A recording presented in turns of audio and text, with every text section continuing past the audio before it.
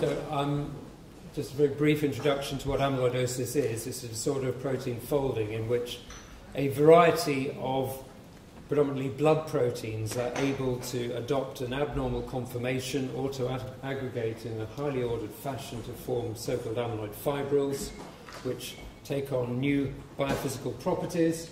For example, the ability to bind Congo red and give this apple-green birefringence in biopsies that you are aware of.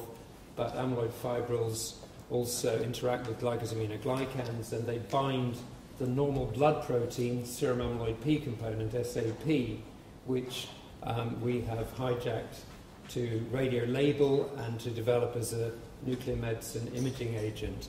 And those scintigraphy studies have enabled us to study the natural history of these diseases in a rather unique way. So amyloid fibrils build up in different organs throughout the body in different types of the disease and interfere with organ function, and most times are fairly rapidly fatal. That's better. So this is a breakdown of different types of amyloidosis that we've seen at the centre here. We've seen several thousand patients in total now. More than half have got AL, formerly known as primary amyloidosis, due to deposition of monoclonal immunoglobulin light chains in various organs, often the heart, kidney, sometimes the liver, many different organs in the body. AA amyloid, about 14% of cases, complicating chronic inflammatory diseases and presenting with renal failure. But interestingly, over the last 10 years or so, we have identified that something up to about 12% of cases have got hereditary forms, mutations in one or other plasma proteins, leading to deposition of amyloid in different organ systems. And many of these were being missed until recently. So at our centre we see these days about 800 new patients per year and follow up 2,000 or 3,000 patients with a variety of tests and provide management advice. And these tests include many different types of imaging. I'll show you some of that. There have been some interesting developments lately, and we do a lot of genetic testing. This SAP scintigraphy is a rather essential tool. We're the only place doing it in the world, and it enables us to diagnose the disease, look at the organs that are affected, quantify it, and follow it up. There's no specific treatments for any particular type of amyloid, but there are a number of interesting drugs in clinical development, including RNA inhibitors that switch off gene transcription in the liver for types of hereditary amyloid, already in clinical trial. And I'm going to focus, obviously, on roles for liver transplantation today, which is mainly applicable to hereditary types. Here's a few SAP scans showing different organ uploads, liver, spleen, bones in a patient with AL, spleen, adrenals and kidneys, and a variety of other distributions. This patient had very major liver involvement, a very enlarged liver with AL amyloidosis, but actually her liver function tests were completely normal. This only became problematic when she underwent chemotherapy for her underlying myeloma and developed liver failure and died.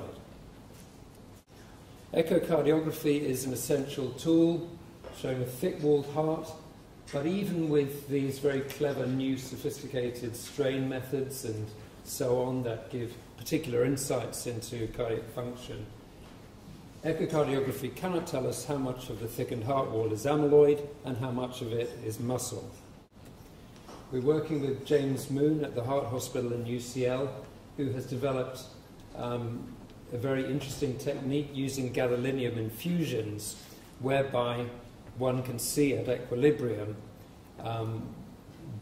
calculate and do an estimate of how much of the heart wall is in fact amyloid and how, in the interstitium, and how much is muscle. So it is equilibrium contrast MRI is a new technique that we're developing here, which is of particular value in cardiac amyloid. Now this is an interesting new technique.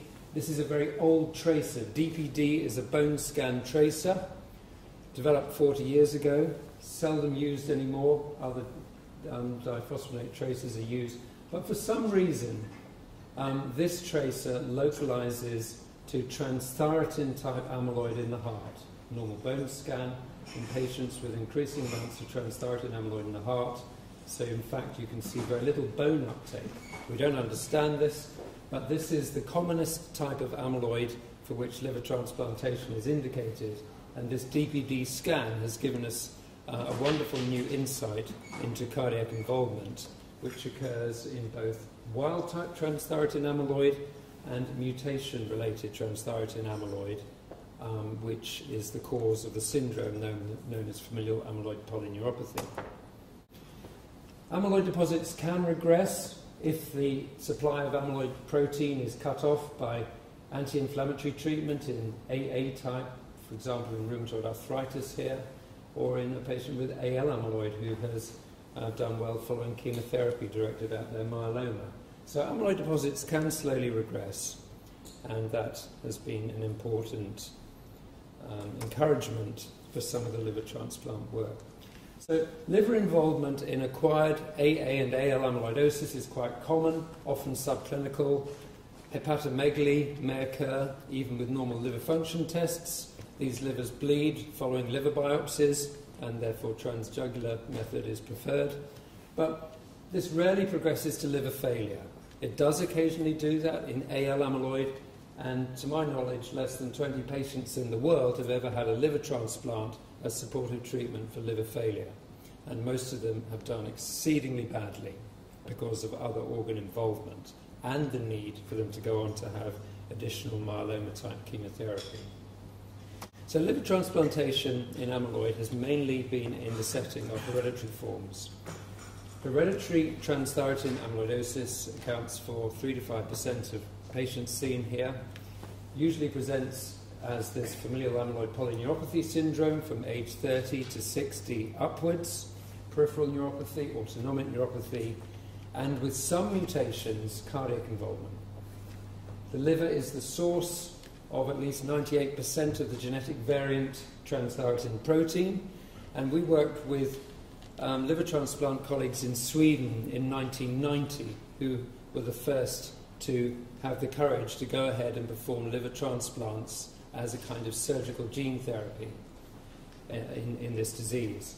And the first cohort of patients, there's over 2,000 have been done since, I should say. The first cohort of patients all had this mutation, methionine 30, MET30. There's a large number of patients in Portugal, Sweden, Japan, and variously around the world with this mutation. It fairly uniquely doesn't involve the heart, and that has led to problems elsewhere. But here's a patient, Swedish patient who had a liver transplant. This, not very clear images I'm afraid, but the amyloid in the spleen, in the posterior images on the SAP scan, has regressed following the liver transplant. So that's what you might expect if you take away the amyloid-forming genetic variant. The neuropathy barely improves, maybe one halts progression.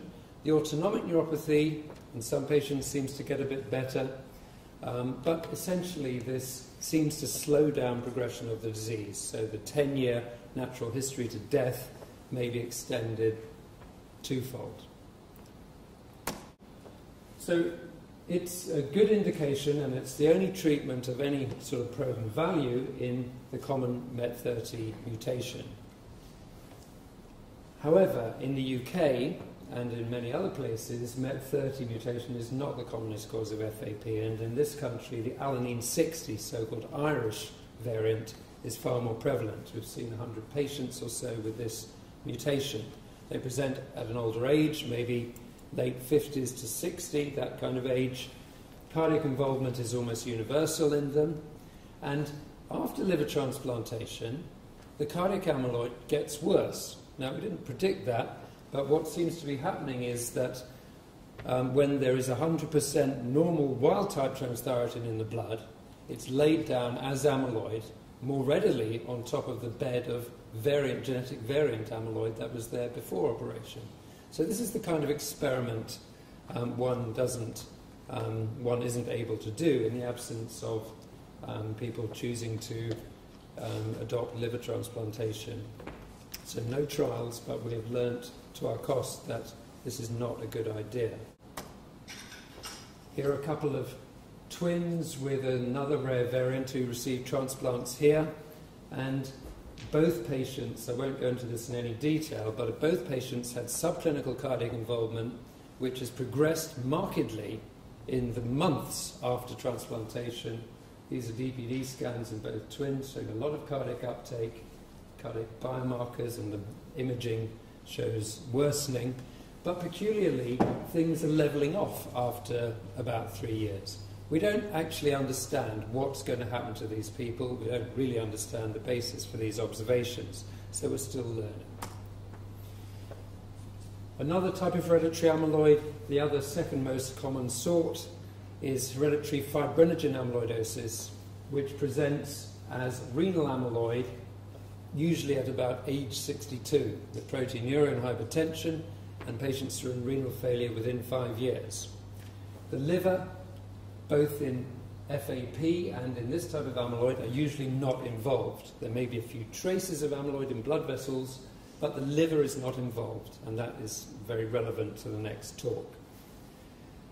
These patients have kidney transplants, but the amyloid recurs in the kidney transplant, not in 62 years, but in 7 years, and they develop renal failure.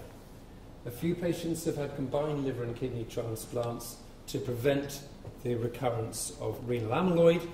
This works, but so far at a cost of 30% mortality, and we think the role for combined liver and kidney transplant here should be restricted to patients who present at a much younger age, because the benefit of the liver transplantation will only be seen 7 years or more down the line. So that's a bit of a difficult one. There's a kidney involvement in this particular type of amyloid. And then just finally, there's another type of hereditary amyloid we see.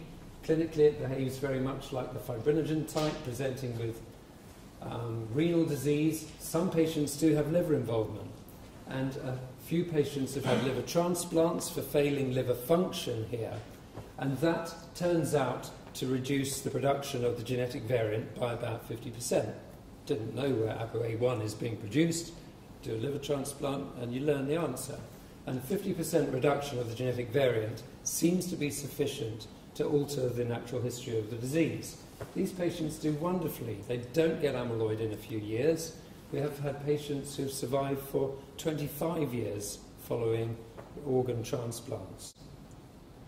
And here's a patient who had a liver transplant. The big liver's gone, but the amyloid in the spleen has slowly regressed.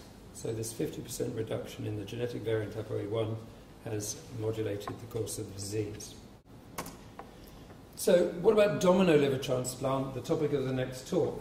We have patients with TTR, related FAP. Their livers are taken out. They're normal, healthy livers, just tiny traces of amyloid. They're producing a genetically variant TTR protein, which gives them clinical disease after 30 to 60 years. Seems a reasonable thing to do, to use those livers in some selected patients, with the hope that the domino recipient won't develop amyloidosis for another 30 to 60 years. As you've already learned, things don't necessarily go to plan. And just as a prelude to the next talk, I'll do some very brief case history of a patient we reviewed last week, a chap from Kuwait who came to Britain, had a liver transplant in 2003 for hepatitis C cirrhosis and hepatoma. That was about 7 or 8 centimetres. He had a domino liver transplant from a patient with FAP at King's. Turns out that this is a very rare mutation that nobody's really studied. It wasn't the MET30 mutation that most of these have been done with. It was valine 71. 7 years later, this patient, now age 72, has full-blown familial amyloid polyneuropathy, peripheral neuropathy, autonomic neuropathy, and he's the first patient to my knowledge who has developed cardiac amyloid deposits as well. So he's had 5 or 6 good years, but these are issues that we will have to face up to in the future. Thanks very much.